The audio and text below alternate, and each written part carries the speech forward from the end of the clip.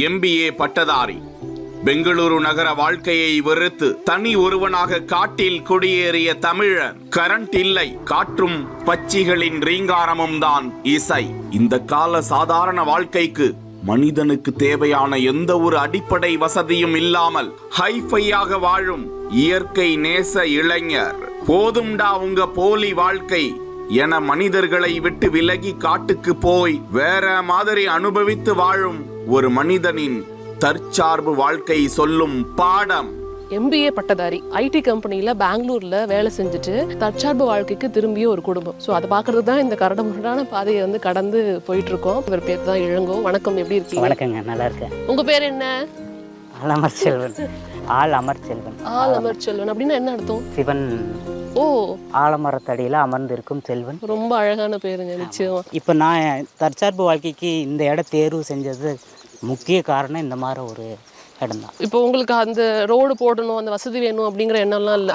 அதுக்கு நான் தயாராகிட்டேன். என்னன்னா இப்போ தற்சார்பு வாழ்வுனா நம்ம இயன்ற வரைக்கும் நம்ம என்ன பொருள் இங்கே இருக்குதோ அதை பயன்படுத்தலாம். இப்போ போக்குவரத்து இருந்துச்சுன்னா சட்டுன்னு கடைக்கு போய் வாங்கிட்டு வந்துடும். ஆமாம், அது இல்லாத பொழுது நம்ம நுகர்வு அதிகமாக இங்கே எடுத்துக்குவோம். இருக்கும் சூழல் நம்ம வாய்ப்பாக எடுத்துக்கிறது. இங்கே பாதை இல்லை, அது எனக்கு ஒரு வாய்ப்பு. என்ன ப்ராப்ளமோ அதை எனக்கு சொல்யூஷன். ஓகே. அப்புறம் பார்த்தீங்கன்னா இந்த ஆலமரம் எனக்கு ரொம்ப பிடிக்கும். அதனால தான் இந்த இடமே தேர்வு பண்ணேன். அதே போல் இந்த மலை அடிவாரம், இந்த மலை எனக்கு ரொம்ப பிடிக்கும். இந்த மாதிரி பாதை இதான் எனக்கு ரொம்ப பிடிச்சிருந்தது. நீங்கள் பிறந்ததுலேருந்தே இங்கே இல்லை? இல்லைங்க, MBA வரைக்கும் படிச்சிருக்கீங்க. பெங்களூரில் போயிட்டு ரிசர்ச் அனலிஸ்டாக ஒர்க் பண்ணியிருக்காரு அப்படிங்கிறது தான் மிகப்பெரிய விஷயம். இந்த நடுப்புற அந்த மாற்றம் ஏன்னு நான் தெரிஞ்சுக்கலாமா? எனக்கு ஆரம்ப கட்ட வாழ்வியல் இப்படி தான் இருந்தது. அதனால தான் எனக்கு இதை பொருந்தி வாழ முடியுது. பெங்களூர் போய் ஒரு ஆண்டுலேயே எனக்கு சலிப்பு தட்டிடுச்சு இல்லை அப்படின்ட்டு. ஆனால் இப்போ நம்ம இந்த தற்சார்பு வாழ்வியல்னு சொல்லிட்டு நம்ம பொருளாதாரம் இல்லாமல் இந்த வாழ்வியலுக்குள்ளே வந்துடக்கூடாது. அப்போ பொருளாதாரம் நமக்கு தேவை. இந்த நிலம் நம்மளுக்கு இல்லை. அப்போ நிலம் வாங்கி இதெல்லாம் பண்ணும்போது அதே நேரத்தில் என்னோட குடும்பத்தையே தயார்படுத்திட்டு வந்தேன். நிச்சயமா, கொஞ்சம் கொஞ்சமாக. ஒரே நாளில் வந்த மாற்றம் இல்லை. 15 ஆண்டுகள் எடுத்துக்கிட்டு. அப்போ அந்த 15 ஆண்டுகள் என்ன பண்ணீங்க? அங்கே பெங்களூர் இருந்தீங்க. 15 ஆண்டுகள் பெங்களூர் தான் இருந்தீங்க. 15 ஆண்டுகளில் பார்த்துட்டிங்கன்னா 10 ஆண்டுகள் எடுத்துக்கிட்டது. ஏன்னா எனக்கான பொருளாதார பண தேவைகள் இதெல்லாமே இந்த நிலத்தை வாங்கறதுக்கான பண்ணினேன். அப்புறம் நான் இந்த நிலம் வாங்கினதுக்கு பிற்பாடு குடும்பத்தை இந்த மாதிரி ஒரு சூழலுக்கு தயார்படுத்துறதுக்கு 5 ஆண்டுகள் எடுத்து முழுமையாக அதுக்கான வாழ்வியலுக்கு இதுக்கு தகுந்ததுக்கு பிற்பாடு தான் நான் வேலையை விடுறேன். பெரிய விஷயங்க, நிச்சயமா. எனக்கு இதுதான் நிறைவாக தெரியுது. இந்த பரன் எனக்கு ரொம்ப பிடிச்சது. இந்த மாதிரி ஒரு சூழல் நான் புத்தகம் படிக்கணுங்கிறதுக்கு வேண்டிய இது அமைச்சுக்கிட்டேன்.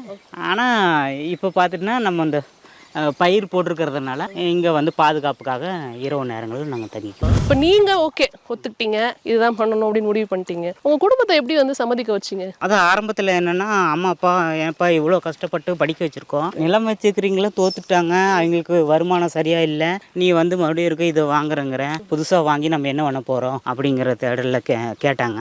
அதான் நான் அதை படிப்படியாக சொல்லிட்டு வர்றேன். அப்போ அதுக்கெல்லாம் சம்மதிக்கலை. இறுதியாக ஒரு விஷயத்த கையாண்டேன். என்னென்னா, இவனை இப்படியே விட்டுட்டீங்கன்னா குறைந்த காலத்திலேயே நான் இறந்துடுவேன் அப்படின்னு சொன்னேன். பிபி சுகர் இது எல்லாமே வந்துடுமே. ஏன்னா நாங்கள் இரவா இல்லை, பகலா இல்லை. என்னோட 15 ஆண்டுகள் காலங்களில் பார்த்தீங்கன்னா இரவு நேர வேலைகள்.